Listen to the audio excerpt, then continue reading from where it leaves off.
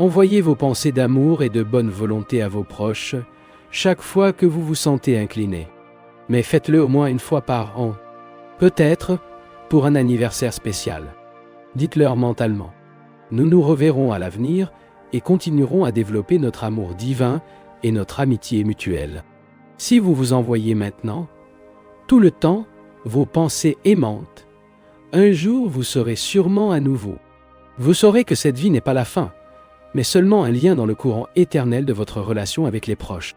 L'océan de l'esprit est devenu le petit bobulque de mon âme. Qu'il flotte à la naissance ou disparaisse dans la mort, dans l'océan de la perception cosmique, la petite bulle de ma vie ne peut pas mourir. Je suis une conscience indestructible, protégée dans l'immortalité de l'esprit. L'humanité s'engage dans une recherche éternelle de celle-ci, qu'elle s'attend à lui apporter un bonheur complet et sans fin. Pour les âmes individuelles qui ont cherché et trouvé Dieu, la recherche s'est terminée. Il est autre chose. Beaucoup de gens peuvent douter que trouver Dieu est le but de la vie. Mais chacun peut accepter l'idée que le but de la vie est de trouver le bonheur. Je dis que Dieu est le bonheur. Il est le bonheur. Il est l'amour. C'est la joie qui ne quittera jamais votre âme. Alors pourquoi n'essayez-vous pas de réaliser ce bonheur? Personne d'autre ne peut vous le donner. Vous devez le cultiver tout le temps. Même si la vie vous a donné, à un moment donné, tout ce que vous voulez, la richesse, le pouvoir, les amis, après un certain temps, vous redescendez insatisfait et avez besoin de quelque chose d'autre.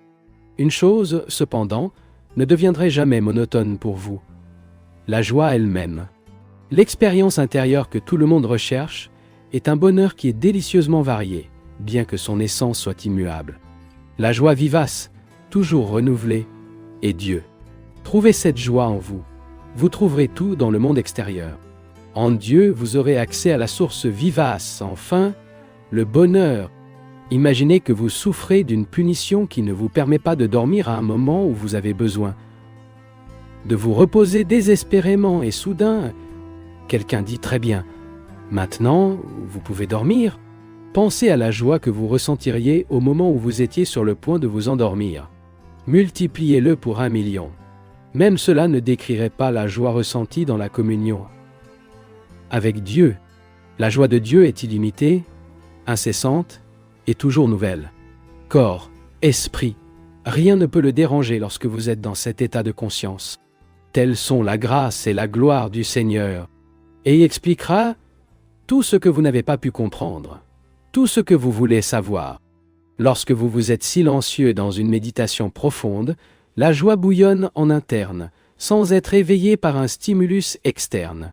La joie de la méditation est écrasante. Ceux qui n'ont pas encore atteint le silence de la vraie méditation ne savent pas ce qu'est la vraie joie. Quand l'esprit et les sentiments sont internalisés, vous commencez à ressentir la joie de Dieu. Les plaisirs des sens ne durent pas. Mais la joie de Dieu est toujours éternelle. Elle est incomparable. Tout à sa place, mais dire au revoir au détriment de votre vrai bonheur n'est pas bon. J'ai abandonné toutes les activités inutiles afin que je puisse méditer et essayer de connaître Dieu, afin qu'elle puisse rester jour et nuit dans sa conscience divine. Très peu d'entre nous savent à quel point il peut être réalisé dans la vie ce qui le vivait adéquat, sagement et par chinement. Nous faisons gagner du temps. L'existence s'épuise avant de nous réveiller. Et donc, nous ne comprenons pas la valeur de l'époque immortelle que Dieu nous a donnée. Ne perdez pas votre temps sur des choses vaines. Un grand nombre de personnes se préoccupent des activités sans conséquence. Si vous leur demandez ce que vous avez fait, ils disent généralement « Oh, ont été occupés tout le temps ». Cependant, ils se souviennent à peine de ce qui était si occupé. À tout moment, on peut vous demander de partir ce monde. Vous devrez annuler tous vos engagements. Pourquoi alors donner la priorité aux activités qui vous empêchent de consacrer du temps à Dieu? Ce n'est pas sage. C'est à cause de Maya, le réseau d'illusions cosmiques qui nous est lancé que nous sommes impliqués dans les intérêts du monde et oublions le Seigneur. La croyance en la nécessité de remplir pleinement les désirs et les devoirs mineurs est la plus grande illusion de l'homme. Je me souviens bien que lors de ma formation en tant que jeune disciple de mon gourou, Chaque jour, je me suis promis, demain, je méditerai un peu plus. Une année entière s'est écoulée avant de réaliser que j'ai continué à reporter ce but. Immédiatement, j'ai pris la résolution selon laquelle ma première activité le matin, juste après l'hygiène quotidienne, serait une longue méditation. Mais même ainsi, je me suis à peine étiré, et je me suis fait la proie de mes tâches et des activités quotidiennes. Bientôt, j'ai décidé de faire ma méditation d'abord. J'ai donc appris une grande leçon. Premièrement, je viens à mon devoir de Dieu, puis prenez soin de mes devoirs mineurs. Il est important de réaliser la différence entre vos besoins et vos besoins. Vos besoins sont peu nombreux, tandis que vos besoins peuvent être illimités. Afin de trouver la liberté et le bonheur, cela ne concerne que vos besoins. Arrêtez de créer des besoins illimités et poursuivez le feu de faux bonheur. Quelle est la meilleure prière? Il a demandé à un disciple, et Paramahansa Yogananda a répondu. Dites au Seigneur, faites-moi savoir votre volonté. Ne dites pas que je veux ceci ou cela, mais avoir foi dans lequel il sait ce dont vous avez besoin. Vous verrez que vous obtenez de bien meilleures choses quand il choisit pour vous. Si vous ne pouvez pas avoir un petit jouet matériel pour lequel vous avez une passion, ne vous consentez pas de Dieu. Parfois, il est bon de ne pas gagner ce que nous voulons. Lorsque le Père divin se rend compte que ses enfants impulsifs veulent plonger dans les flammes de désirs excessifs ou mauvais, attirés par leur éclat, il essaie protéger-les contre les brûlures aires. Dieu dit que lorsque mes enfants pensent qu'ils ne reçoivent de moi aucune réponse à leurs prières, c'est parce qu'ils ne savent pas que je réponds toujours, mais contrairement à ce qu'ils attendent de moi.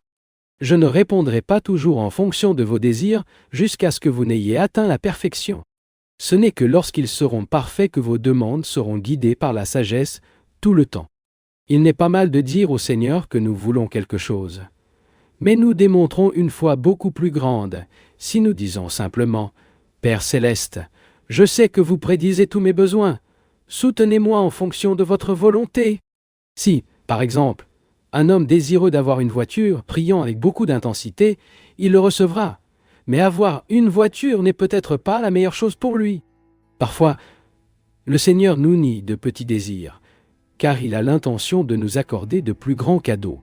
Faites davantage confiance à Dieu. Croyez que celui qui l'a créé le soutiendra. Dieu m'a prouvé que, quand il est avec moi, tous les besoins de la vie deviennent inutiles. Conscient de cela, vous devenez en meilleure santé, plus heureux, plus généreux que la moyenne des gens de toutes les manières. Ne cherchez pas les petites choses. Ils s'écarteront de Dieu. Commencez votre expérience maintenant. Simplifiez la vie et soyez un roi. La personne ordinaire est influencée par son environnement mondain. L'homme de concentration façonne sa propre vie. Il prévoit sa journée et note qu'à la fin, ses plans ont été exécutés. Il est plus proche de Dieu et de ses objectifs. L'homme faible prévoit de nombreuses choses merveilleuses. Mais en fin de compte, il se rend compte qu'il a été victime de circonstances et de mauvaises habitudes. Une telle personne blâme généralement tout le monde sauf lui-même. N'oubliez pas, ne blâmez personne sauf vous-même pour vos difficultés. Si vous décidez de contrôler les circonstances de votre vie, selon la loi, elles s'ajusteront en fonction de cette décision. Après tout, vous devez apprendre à mener une vie contrôlée. Tu es le Seigneur de chaque instant de ta vie. Supposons que vous vous disiez, à partir d'aujourd'hui, je trouverai le temps de méditer. Fais-le. Asseyez-vous pendant quelques minutes au moins. Le lendemain, décidez de rester un peu plus de temps en méditation. Et l'autre jour, malgré les obstacles, font un effort même un peu plus élevé. Tant que votre conscience n'est pas convaincue de l'importance absolue de Dieu, vous ne la trouverez pas. Ne laissez pas la vie à vous tromper. Obtenez les bonnes habitudes qui mènent au vrai bonheur. Suivez un régime simple, exercez le corps et méditez quotidiennement. Quoi qu'il arrive, la pluie ou le bronzage, si vous ne pouvez pas faire de l'exercice et méditer le matin, faites-le la nuit. Priez quotidiennement. Seigneur, même si je meurs ou si le monde tombe, chaque jour, je trouverai le temps d'être avec vous. Les minutes sont plus importantes que les années. Si vous ne remplissez pas les minutes de votre vie en pensant à Dieu, les années passeront et lorsque vous en aurez besoin, vous ne pourrez peut-être pas ressentir votre présence. Mais si occupez les minutes de votre vie avec des aspirations divines, les années seront automatiquement saturées par eux.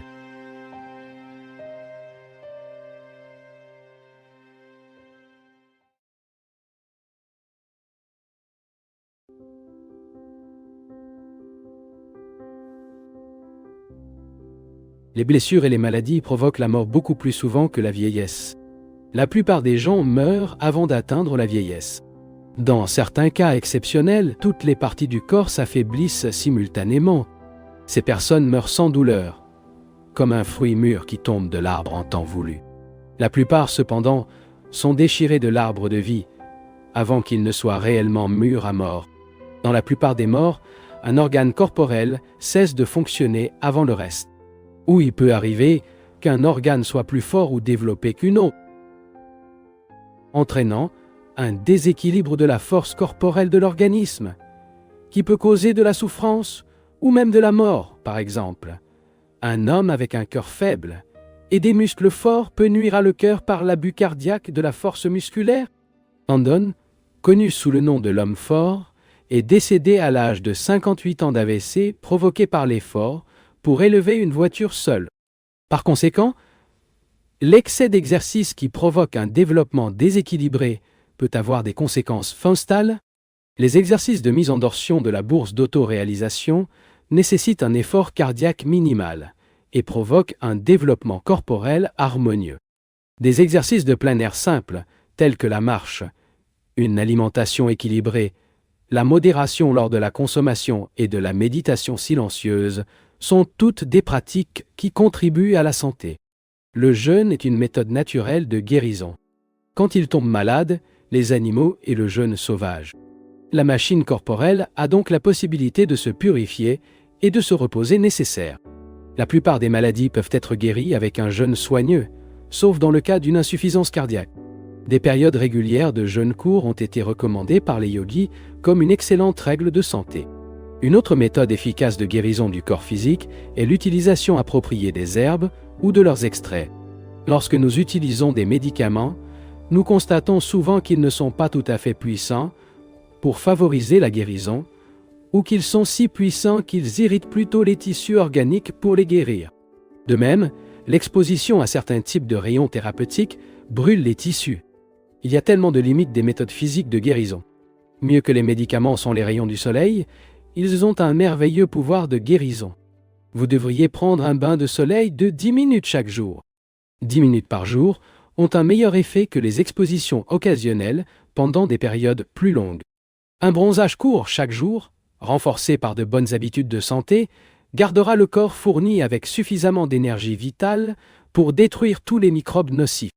Les personnes en bonne santé ont une résistance naturelle aux maladies, en particulier dans les infections. La maladie s'installe lorsque le pouvoir de résistance au sang diminue. En raison de la mauvaise alimentation, de l'excès de nourriture, ou lorsque l'énergie vitale s'épuise en raison d'une activité sexuelle exagérée. La conservation de l'énergie physique, créative, signifie fournir à toutes les cellules une énergie vitale, vibrante. Le corps acquiert alors une énorme résistance à maladie. Les abus sexuels affaiblissent le corps, le rendant vulnérable aux maladies.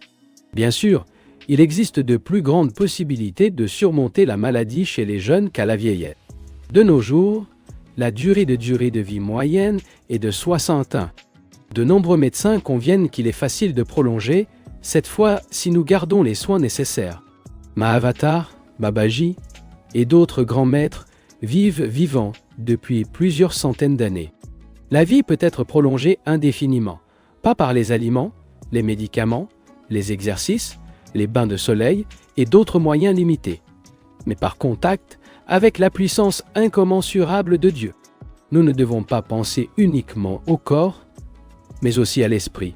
Si nous atteignons la perfection en union avec l'esprit, nous atteindrons également la perfection physique. Beaucoup de gens sont constamment occupés par leur bien-être physique, mais négligent le développement mental. La clé de tout pouvoir est dans l'esprit. Si l'homme ne cultive pas ce pouvoir et est touché par une maladie grave, il peut mourir sans la moindre résistance, quel que soit l'âge que vous avez. Vous pouvez maîtriser la mauvaise humeur, aussi terrible. Décidez que ce ne sera plus capricieux. Et si une mauvaise humeur se produit, malgré sa résolution, analysez sa cause et prenez des mesures constructives. La pensée créative est le meilleur antidote contre la mauvaise humeur. La mauvaise humeur peut exciter votre conscience lorsque vous êtes dans un état mental négatif ou passif. Lorsque votre esprit est vide, c'est exactement quand il devient capricieux. Et quand vous êtes capricieux, le diable vient et acquiert une influence sur vous. Par conséquent, développez une pensée créative. Chaque fois que vous ne faites pas d'activité physique, faites quelque chose de créatif dans votre esprit. Gardez votre esprit occupé pour qu'il n'y ait pas de temps pour chérir les prédispositions négatives. Lorsque vous pensez de manière créative, vous ne ressentez pas le corps ou les humeurs. Vous êtes en phase avec l'esprit. Notre intelligence humaine a été faite à l'image de son intelligence créative par laquelle toutes choses sont possibles. Et si nous ne vivons pas dans cette conscience, nous devenons un paquet d'humeurs. En pensant de manière créative, nous avons détruit ces humeurs. Rappelez-vous quand vous vous sentez malheureux. C'est généralement parce qu'ils ne visualisent pas, avec l'intensité nécessaire aux choses importantes, que vous êtes sûr de vouloir accomplir dans la vie. Ils n'utilisent pas non plus votre volonté, votre capacité créative et votre patience avec une persévérance suffisante jusqu'à ce que vos rêves se matérialisent. Restez occupé avec des choses constructives pour votre propre développement et aussi pour le bénéfice des autres. Pour ceux qui veulent entrer dans le royaume de Dieu, il faut également chercher du bien, à faire du bien aux autres. Si vous observez ce schéma de conduite, vous ressentirez la joie réconfortante de savoir que vous vous déplacez mentalement, physiquement et spirituellement. Le bonheur est de rendre les autres heureux, d'abandonner nos intérêts égoïstes, de faire de la joie aux autres. Fournir du bonheur aux autres est d'une importance primordiale pour notre bonheur, en plus d'être une expérience enrichissante. Certaines personnes ne pensent qu'à leur propre famille, nous et personne d'autre. D'autres ne se préoccupent que d'eux-mêmes.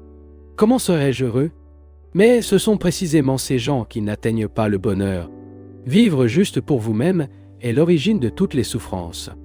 Fournissant des services aux autres, spirituellement, mentaux et matériellement, vous trouverez vos propres besoins.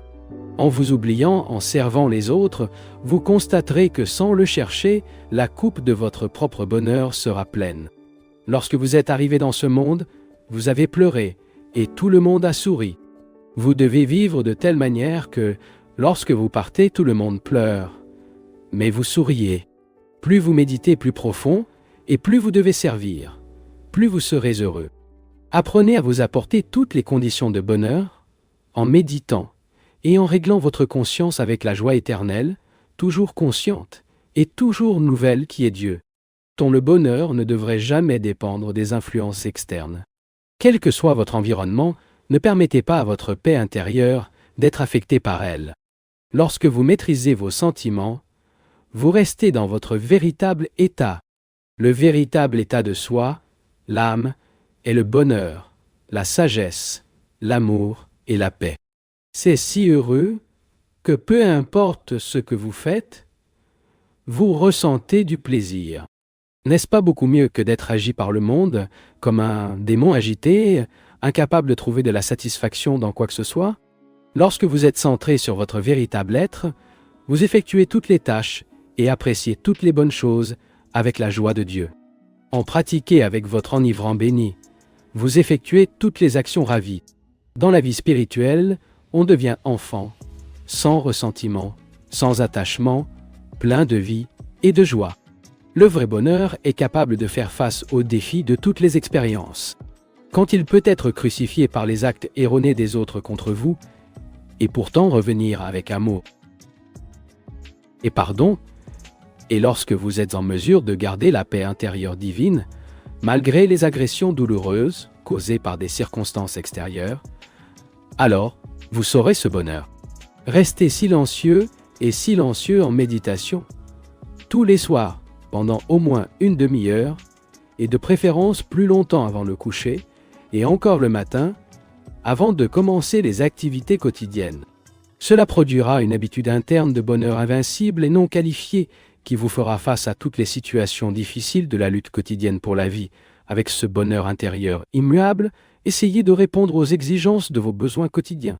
Si vous gardez les yeux de votre concentration fermés, vous ne pourrez pas voir le soleil à incandescence du bonheur dans votre sein. Mais peu importe à quel point les yeux de votre attention sont serrés, le fait que les rayons du bonheur essaient toujours de pénétrer les portes fermées de votre esprit. Les ouvrir fenêtres de tranquillité et vous verrez l'éruption soudaine du soleil brillant de la joie dans vous-même. Les rayons heureux de l'âme peuvent être perçus lorsque vous internalisez votre attention.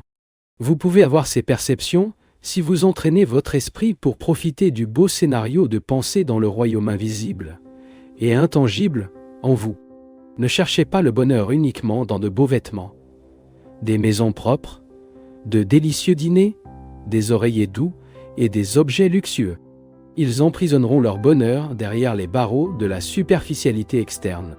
Je vous remercie beaucoup tout ce que Dieu me donne, mais je ne manque rien à la fin. Une fois qu'ils m'ont donné un joli manteau et un chapeau, un ensemble cher. Puis, mes préoccupations ont commencé. Je devais faire attention à ne pas les déchirer ou les salir. Et cela m'a un peu dérangé. Et j'ai dit, Seigneur, pourquoi cette gêne m'a-t-elle donné? Un jour, je suis allé faire une conférence à Los Angeles et à y arriver, quand j'enlève mon manteau, le Seigneur m'a dit « Tout prend de poche ». Et j'ai obéi. Quand je suis retourné au Hawker après la conférence, le manteau a disparu. J'étais ennuyé et quelqu'un m'a dit « Ne vous inquiétez pas, nous vous en donnerons un autre ». Et j'ai dit « Je ne suis pas ennuyé parce que j'ai perdu mon manteau, mais parce que la personne qui l'a emmené a oublié de prendre le chapeau qui lui correspond. » Ne laissez pas les sentiments vous gouverner. Comment pouvez-vous être heureux si vous vous inquiétez de vos vêtements à tout moment ou d'autres effets personnels? Habillez-vous décemment avec des vêtements propres et oubliez-les. Nettoyez votre maison et oubliez-la. Plus cela dépend des conditions externes pour votre bonheur, moins vous ressentez de bonheur.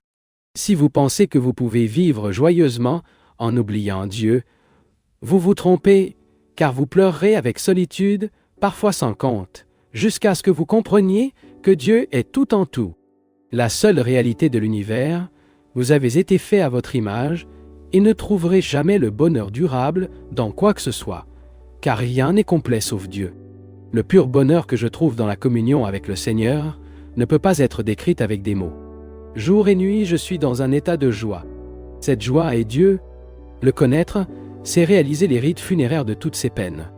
Cela ne vous oblige pas à être stoïque et mélancolique. Ce n'est pas le concept correct de Dieu, ni la façon de le plaire. Si vous n'êtes pas content, vous ne pourrez même pas le trouver. Plus vous êtes heureux, plus votre mélodie avec lui est grande. Dès le début de l'aube, je rayerai ma joie, aujourd'hui à tous ceux qui le trouvent. Je serai mentalement le soleil de tous ceux qui se croisent ce jour-là. Je forme de nouvelles habitudes de pensée. Je me voyant bien dans tout et contemple, tout comme l'idée parfaite de Dieu s'est manifestée. Je déciderai d'être heureux dans mon intérieur, maintenant où je suis.